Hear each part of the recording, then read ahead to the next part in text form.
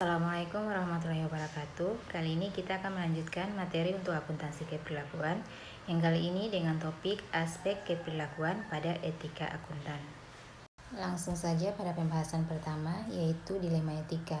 Dilema etika muncul sebagai konsekuensi konflik audit karena auditor berada dalam situasi pengambilan keputusan antara etis dan tidak etis. Situasi tersebut terbentuk karena dalam konflik terdapat ada pihak-pihak yang berkepentingan terhadap keputusan auditor, sehingga auditor dihadapkan kepada pilihan keputusan antara yang etis dan tidak etis. Selanjutnya adalah penalaran moral. Penalaran moral dan pengembangan memainkan peran kunci dalam seluruh area profesi akuntansi. Akuntan yang secara kontinu dihadapkan pada dilema berada pada konflik nilai. Akuntan pajak misalnya ketika memutuskan kebijakan mengenai metode akuntansi yang akan dipilih, membutuhkan waktu untuk memutuskan antara metode yang mencerminkan sifat ekonomi sesungguhnya dari transaksi atau metode yang paling sesuai menggambarkan perusahaan. Selanjutnya adalah model pengambilan keputusan etis. Yang pertama, teori penalaran dari Kohlberg. Kohlberg mendefinisikan penalaran moral sebagai penilaian terhadap nilai, penilaian sosial, dan juga penilaian terhadap kewajiban yang mengikat individu dalam melakukan suatu tindakan. Teori kognitif tentang proses pengambilan keputusan manusia mendahului perilaku etis. Psikologi moral reasoning menjelaskan proses ini menganalisis keadaan pikiran individu ketika membuat keputusan etis. Etika atau moral reasoning berbeda dengan proses mental lainnya dalam 3 aspek, yaitu yang pertama kognisi yang didasarkan pada nilai dan bukan pada yang tampak. Yang kedua, keputusan didasarkan pada beberapa isu yang melibatkan diri sendiri dan orang lain. Yang ketiga, keputusan dibangun di seputar isu keharusan dan bukan pada peringkat preferensi atau kesukaan sederhana.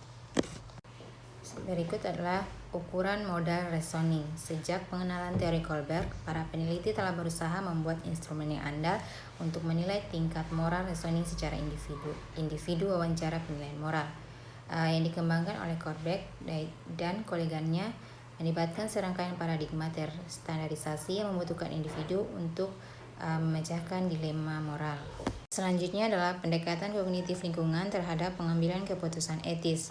Ketika banyak riset yang berhubungan dengan perilaku etis individual, menggunakan DIT untuk mengatur tingkat moral reasoning individual, misalnya urutan peringkat dari alternatif moral. Telah berkembang pendekatan tambahan yang membahas komponen lain dari model RES. Misalnya, mereka menyebutkan skala etis multidimensional sebagai ukuran kesadaran moral yang merupakan komponen pertama dari model RES dan menghubungkan teori perencanaan perilaku dengan komponen 3 dan 4. Dibagi ke dalam 3 dimensi, yang pertama keadilan moral, relativisme, dan kontraktualisme yang dimasukkan dalam ukuran. Tujuan utama dari studi tersebut adalah memvalidasi penggunaan SEM dalam konteks akuntansi.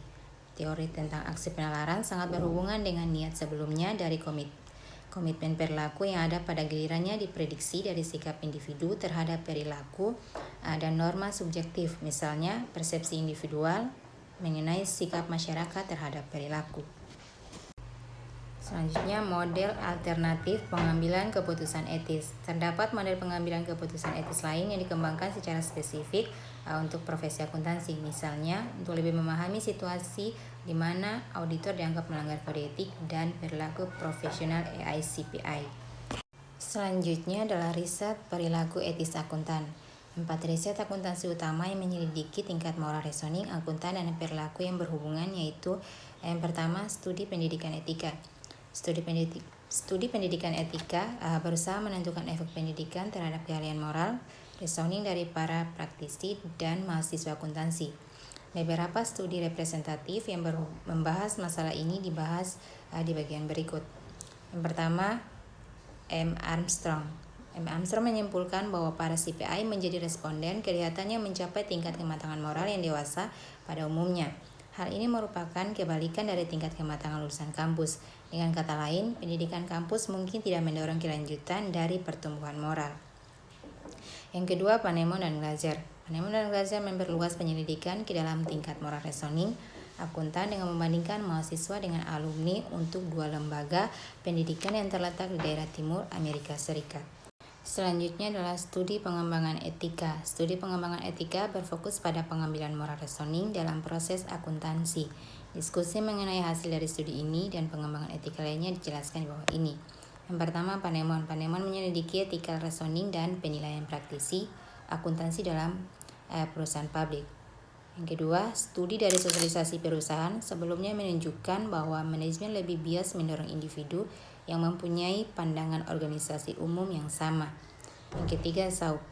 Tingkat moral reasoning yang lebih tinggi ditemukan untuk perempuan, individual dengan nilai rata-rata yang lebih tinggi, dan individual yang mengambil mata kuliah etika. Selanjutnya, tingkat moral reasoning meningkat pada tingkat staf yang telah bekerja sama selama 3 tahun. Dan kemudian menurun mulai dari tingkat senior sampai tingkat partner. Temuan ini konsisten dengan temuan Panemon. Selanjutnya adalah Sweeney. Investigasi menunjukkan bahwa keahlian moral sangat berhubungan dengan orientasi politik auditor, liberal atau konservatif, dan gender.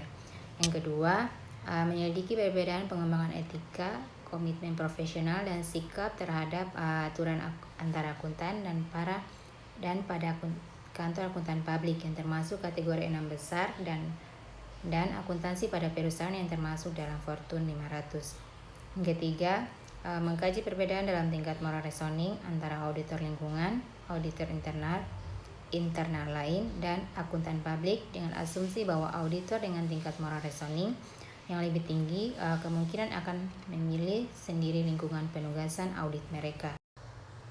Yang ketiga adalah studi keputusan etis. Studi keputusan etis berfokus pada hubungan antara berbagai ukuran dan perilaku spesifik terhadap bidang akuntansi. Bagian berikut menelah studi representatif yang mengkaji. Yang pertama adalah isu independensi. Hasil penelitian dilaksanakan oleh Windor dan Askanasi menunjukkan bahwa budaya organisasional berhubungan dengan pengembangan moral reasoning auditor dan kepercayaan pribadi, tetapi tidak ada perbedaan di antara ketiga gaya pengambilan keputusan. Yang kedua, menguji validitas dari 3 kondisi ekonomi umum yang dianggap penting terhadap kerusakan independensi. Yang ketiga adalah Saup dan Lawrence memperoleh temuan yang menunjukkan bahwa auditor yang menguasai situasi etis tidak terlalu skeptis dan tidak terlalu memperhatikan etis profesional. Selanjutnya adalah pelanggaran lain, kode etik dan perilaku profesional AICPI.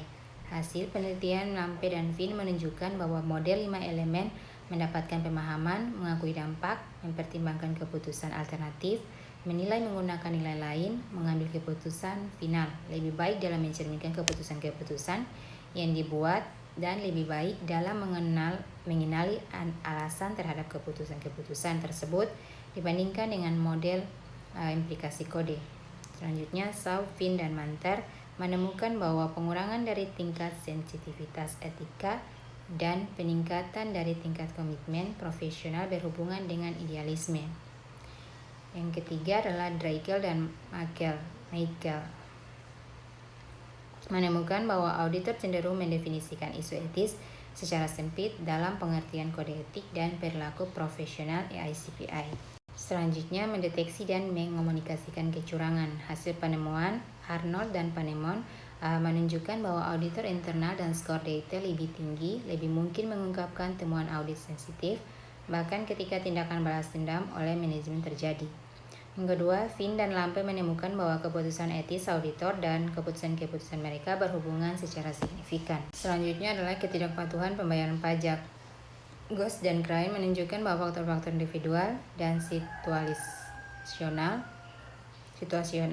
secara psikologis merupakan aspek yang menonjol dari keputusan-keputusan dalam ketidakpatuhan pajak. Penyelidikan Hano dan Violet menunjukkan bahwa niat untuk patuh berhubungan dengan laporan diri dan perilaku keputusan hipotesis. Yang kedua, perilaku difungsional lain.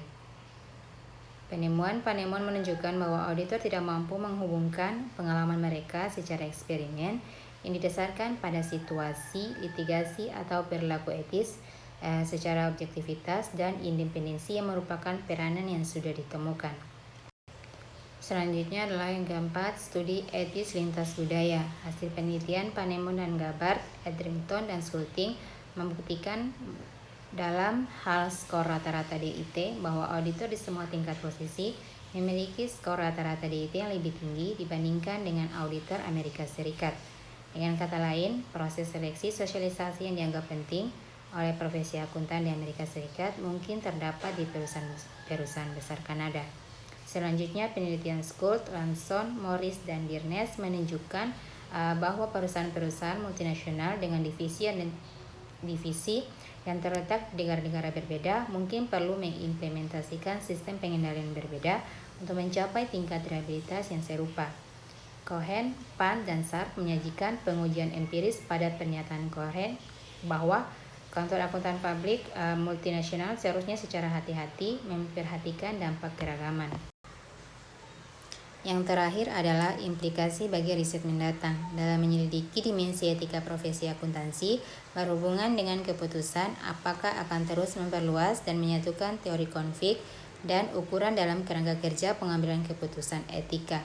4 komponen dari RISGA, misalnya menekankan pentingnya kemajuan di luar penjelasan awal ini dan menyampaikan penempatan kerangka kerja teoritis kognisi moral yang spesifik bagi profesi akuntan. Dengan demikian, riset mendatang harus melanjutkan kemajuan pada 2 dimensi.